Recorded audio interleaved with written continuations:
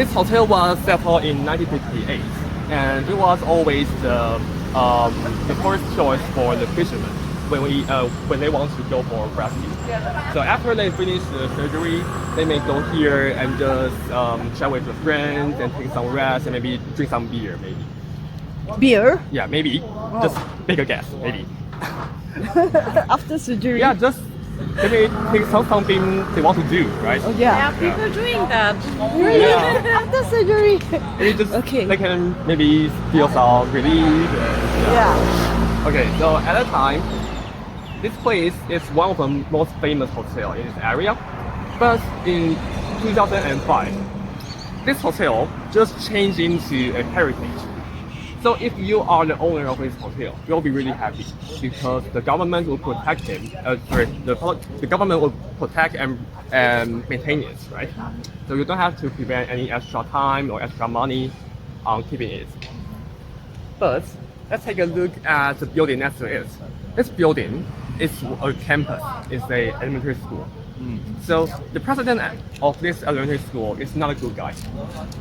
At that time, he wanted to build a new dormitory, but he found that, oh, there's no any extra place in campus. So he found that, hey, next to me, there's a old hotel, but I don't think it has no any price. How about let's tear it down in the midnight? So just like that's ours, the president just called a lot of bigger machine and just tear it down in the midnight. If you are the owner of this hotel and you came here in the next morning, you cannot do anything else. You can just lie down and cry. Yeah, maybe. So afterwards, there are also some citizens feel that, oh, this is a really bad thing. How about that let's just change this original size into a memorial park to memorialize this important building here. So this place changed into a memorial park afterwards. And let's take a look at the wreckage over there. We can still see something about the details in the hotel.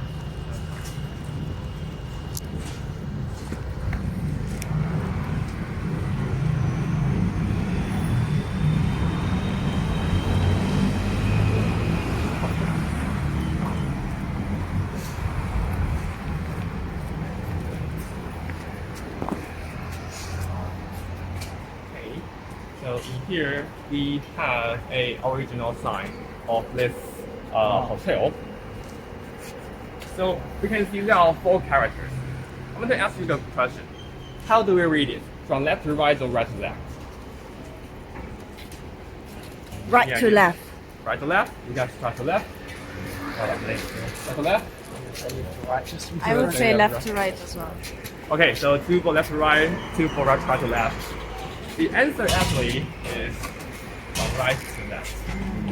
Yes, because even though currently we read Mandarin from left to right, but in the past time we read it from right to left. Especially in this kind of old building and also in temple, we'll read the words from right to left. Yeah, and actually the system just changed in 1970. We originally read it from right to left, but because we want to follow the system in English, so we also changed it into left to right. How do you pronounce the name?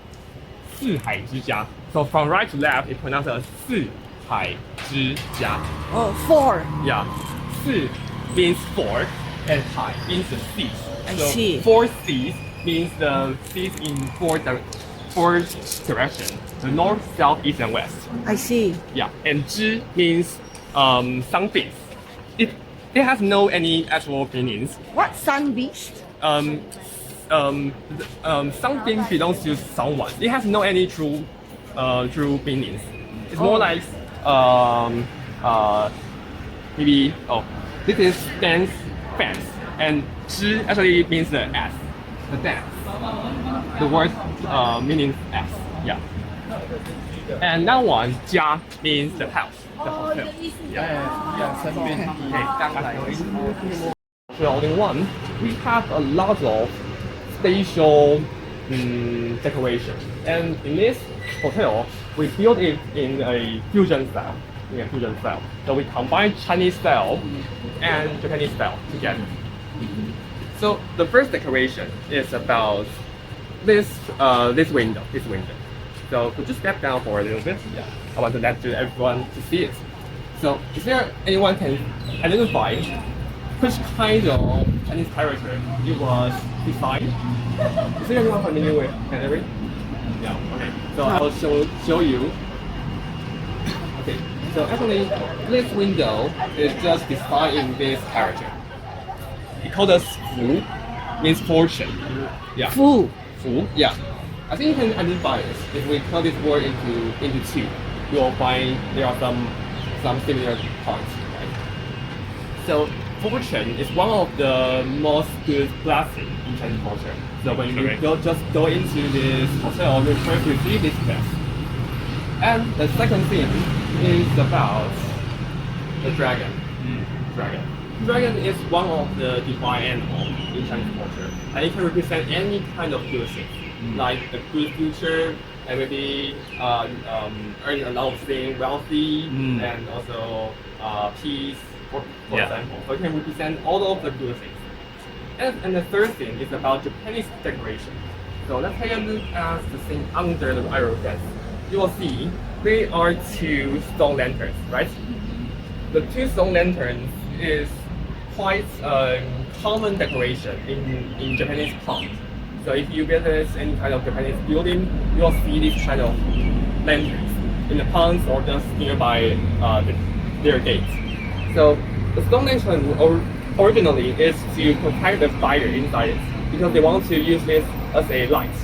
But currently, it was also to be seen as a sign to protect your bright future. Yeah.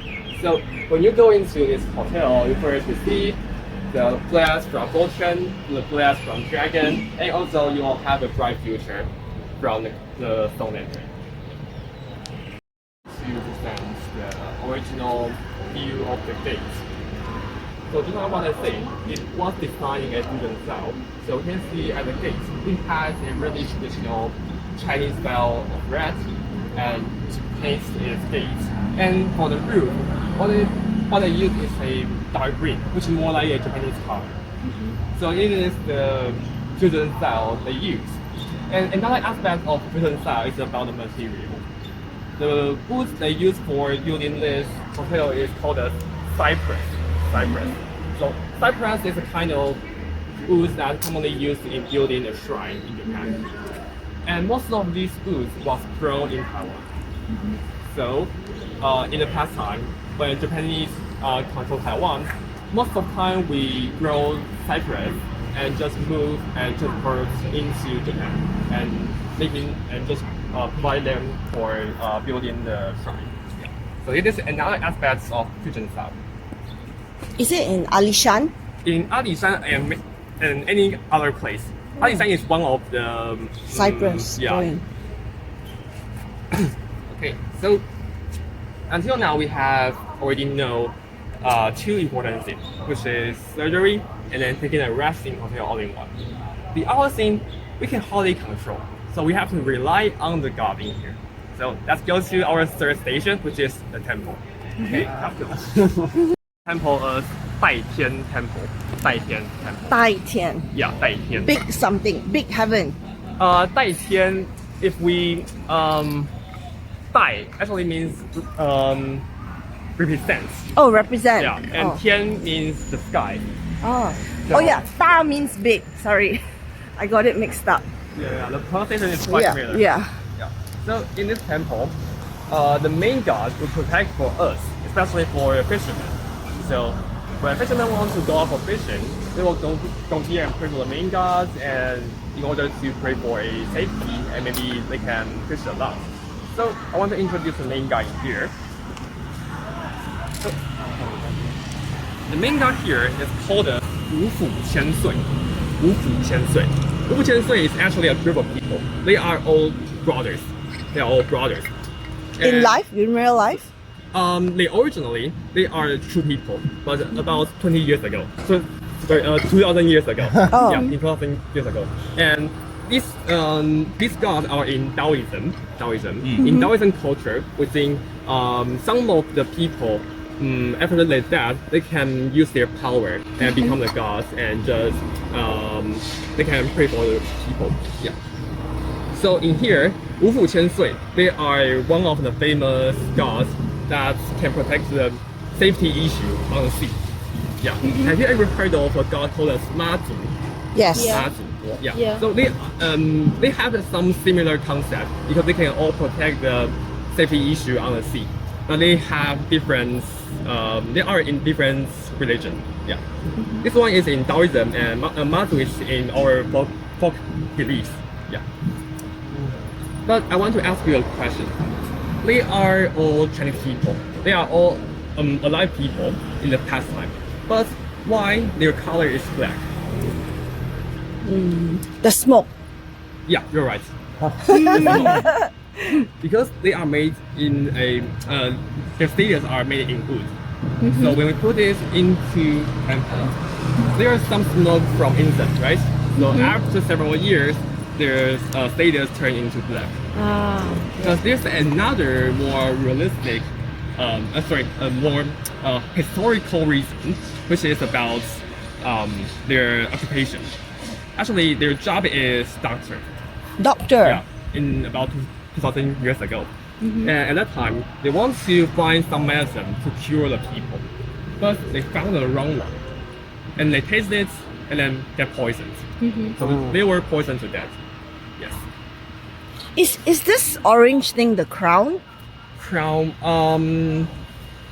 something like crown. I have no really, I don't know what kind of this decoration truly represents too, but it is a kind of, I think it is a kind of decoration just made by the people. Actually, in Taiwanese religion, we have sometimes we have no any concrete targets that we add something on the decoration. It's just for beauty.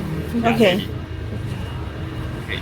And also in here, because the temple, the god in here can protect our health on the sea.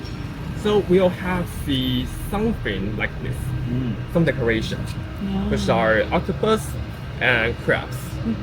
So in here we have a lot of marine decoration inside the temple. But show some respect. Don't call them seafood, even though they are really yummy. Okay. So inside the temple, I will show you where are these marine decorations are. Okay.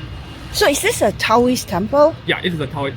It's a fusion temple. Fusion. In the main hall, it is a Taoism. But in the back hall, it was a Buddhism. Oh. Yeah. So in Taiwan, we have this kind of fusion temple. It's really common. Yeah, and especially, have you ever been to Duoyin Yanchitai Lotus Pond? Where? Lotus Pond. I think you are going to there tomorrow, right? And I think you have already booked the religion tour, right? The religion tour in like Formosa. Have you? That's cancelled. It was cancelled for It me was as well. cancelled. Yeah. Yeah. So It's supposed to be today, right? Yeah. Then they yeah, didn't because give me a voucher. our guide is not really enough, so maybe some period we have no open religion tour. Oh. Yeah. Yeah. But in Lotus Pond, if you have chance to go there, you also see this kind of fusion temple. One of the temple is called the Qimin Temple. That temple was in a three fusion, which is Taoism, Buddhism, and Confucianism. We have three kinds of religion. Okay, before we're going into the temple, I want to give you some hints. The first one is to take off your cap, your hat before going into it, because you have to let the god to see your face and let the god to know who you are. Yeah. And the second thing is about the door.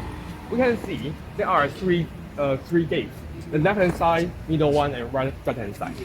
Which one should we go into it? The right one. Yeah, the right one. Yeah, you're right. So because we think the right one is called as the dragon door. Just like what I say, dragon is the divine animal.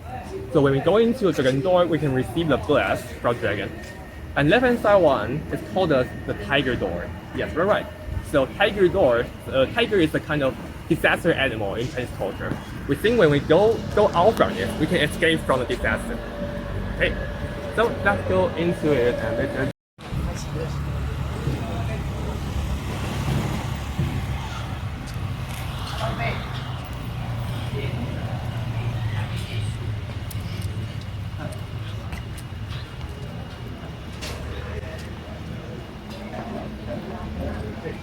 You can take a look at the pillar. On this pillar, you will see around here there are several marine decorations.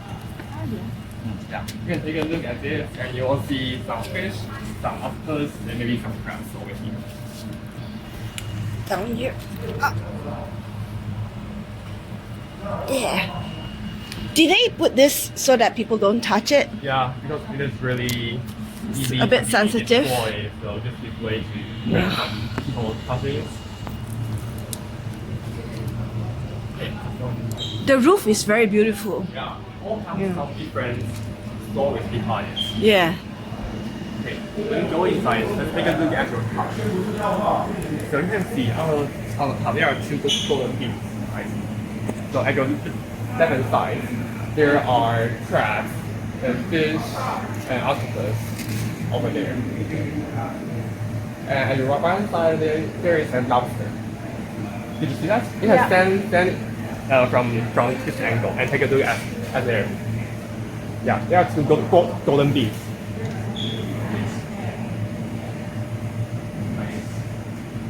Do you see that? Yeah. So on the opposite, you also see some similar decoration. Also see some shrimp and fish and crabs and turtle, right? So I want to ask you, they all put these kind of animals like lobster, crabs, shrimps, and like squid. All these kinds of animals have one common thing. Can you imagine that? A shell. Yeah, a shell, right? So, in Chinese, in Mandarin, we call this kind of animal as 甲壳. 甲壳. If we read it reversely, they call it 科甲. 科甲. But Hakka. it's pretty close, but not that word. Hakka in Mandarin is called 客家. But this word is called 科甲. Even though the sound is quite similar, but it has a really different meaning. Yeah, my husband is Hakka. Really? Hakka. Hakka. Hakka people, just give you some little information. Hakka people is a kind of our local people in Taiwan. It is not a indigenous people. It's a kind of migrants from China. Yeah. So Hakka people always usually they live in the mountains. Yeah. Okay, just back to the words. 科甲. 科甲 is actually a kind of exam system in the past time. So people who want to get a higher score, they have to join the 科甲 system. So if you are the fisherman, you may not earn a lot of money or profits when you are fishing, right? So if you want to get a higher job, or if you want to let your son or daughter to get a higher job, you have to get a higher score in exam, which is 科甲. The Mandarin system, is it? Something it's like not that. only Mandarin. It covers all of the things like the history in Mandarin, and also like the not only stories and some of the concepts in some of the teachers in here. Yeah. Have you ever heard of Confucius? Yes. Yeah. Confucius is one of the most famous teachers in here. Yes. And in 科甲, this system, they will also test the students whether they know the concept of Confucius. Yeah. So in here, we not only pray for the safety issue on sea or any kind of fishing issues, we also pray for the score, the exam. Yeah. Okay. So let's take a look at here.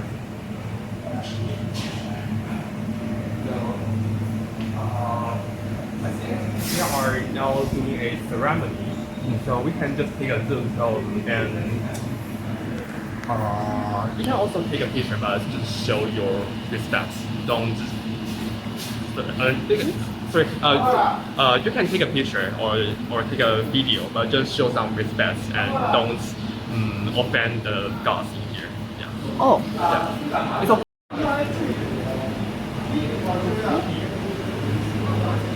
So there's a small animal. Yeah. Over here. What kind of animal it is? Does anyone know what is the name of this animal? Looks like a whale.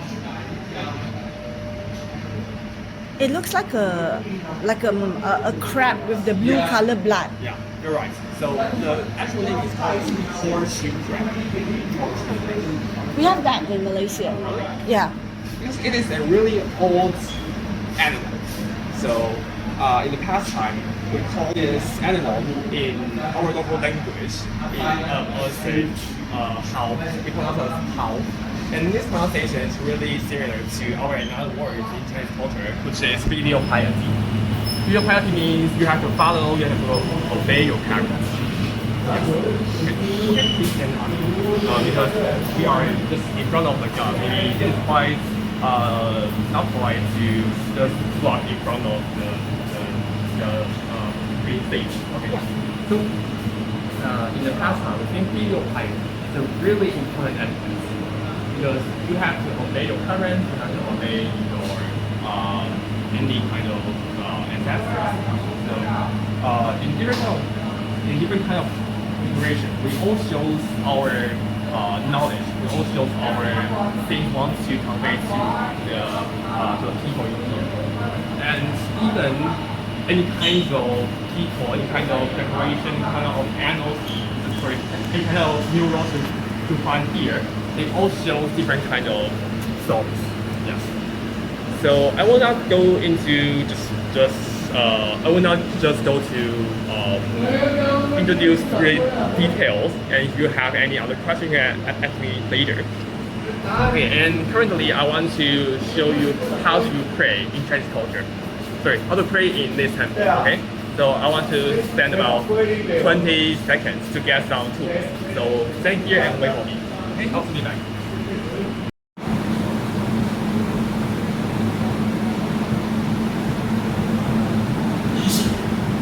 Yeah.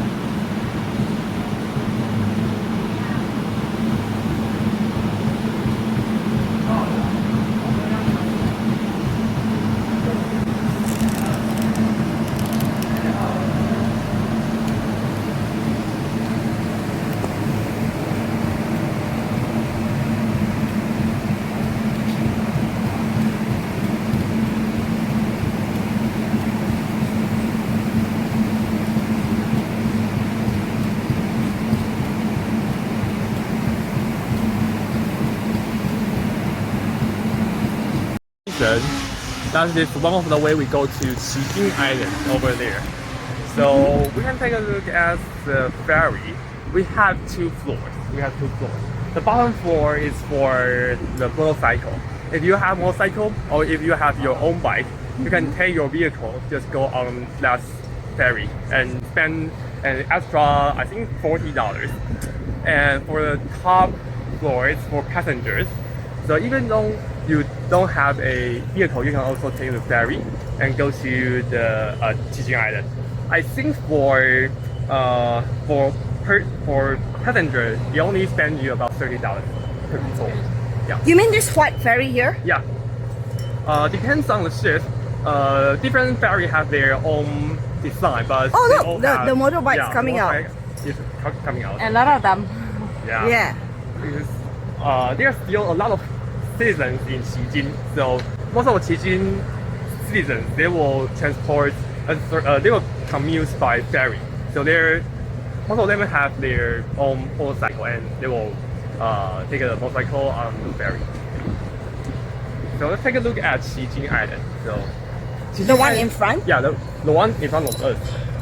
So Kaohsiung Island actually is the very beginning of our of Kaohsiung.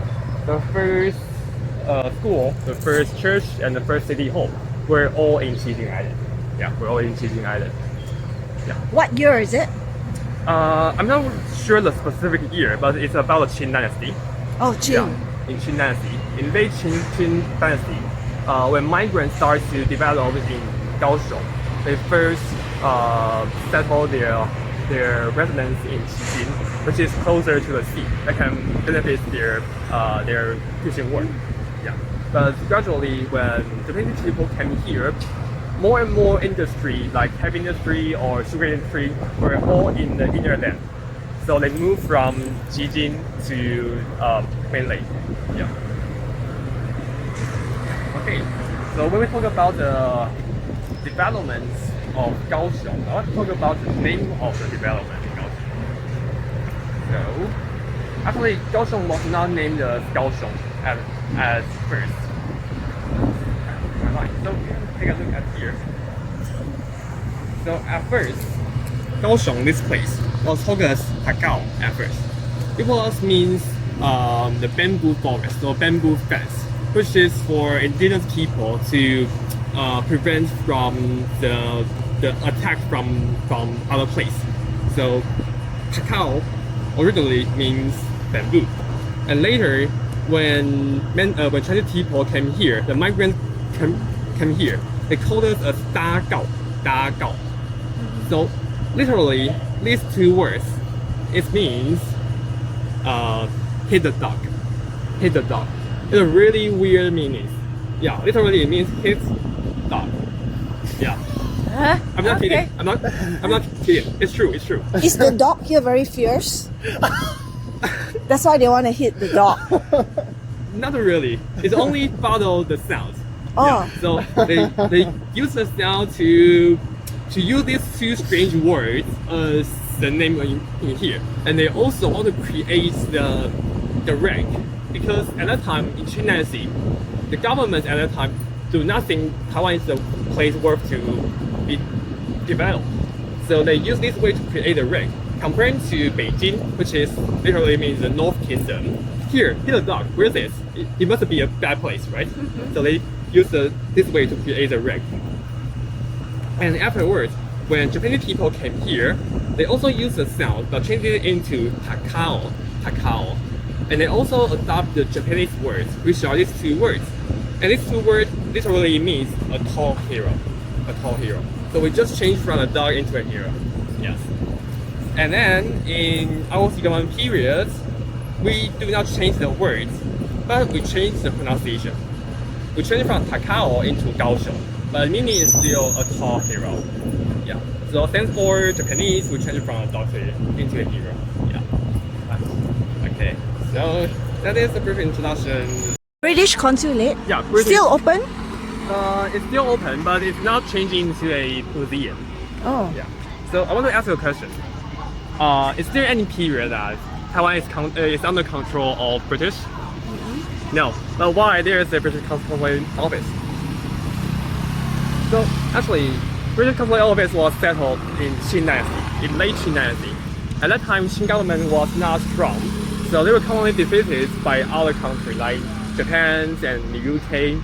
So in order to compensate, the Qing government just gave up the right to control the harbor, and to let the British to come in and just settle their consulate office in here and to manage the goods, manage the fishermen, manage the businessmen here.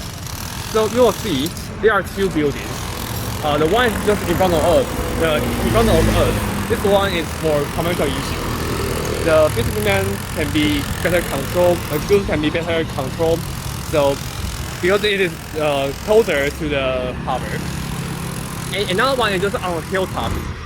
That one is for British people to live in, because that place is higher. It has stronger wind, because in Kaohsiung we have really hot weather, and it has better quality to live in. So currently it was changed into a just historical museum. So if you are really interested in history, you can go inside and just visit it. Spatial scene. So from about 5 years ago, Kaohsiung here. So I have the old picture. So you can take a look at the difference. You will see that there's one part of the building is still remain, which is the round observatory. It still remain, right? So because it is custom, the people in here have to observe the issue on the sea. So this round of observatory is really good at taking a look at the whole sea. And another reason why they create like this is because this building was built in Japanese colonial period, and at that time, people think this kind of design is really trendy. So if you take a look at different kind of building on the streets, and you found if there's a corner in round, that could be one of the buildings from Japanese colonial period. And you'll find that the color of the wall is different, right? The inner side is in yellow, and the outer side is in red. Yeah, originally the color is yellow, but the reason why they painted it into yellow is because this building, after World War II, after our government came in here, they still afraid of China would attack them. So in order to prevent from the bombardment, they just painted the building into yellow, which is closer to the color of the land. Yeah. So it is called as a defense color. But after the war, they feel it is less concerned. They just painted the outside into red, which is the color they love. Yeah. But they don't paint the inner side into red because of the budget issue. Yeah. That sign, you will see there is one flower. Could you guess which kind of flower is it? Blossom. Yeah, it is a blossom. And what kind of blossom? Cherry blossom. Really close, but not Sakura. cherry. Plum blossom. Yeah, you're right. Plum. The plum. Yeah, plum. Plum blossom is actually the national flower of of Taiwan. It is said that plum blossom only blossom in winter. So we think that it is a kind of really strong plant. So we want to take it the spirits. So we use the plum flowers as our national flowers. Okay, so let's keep going.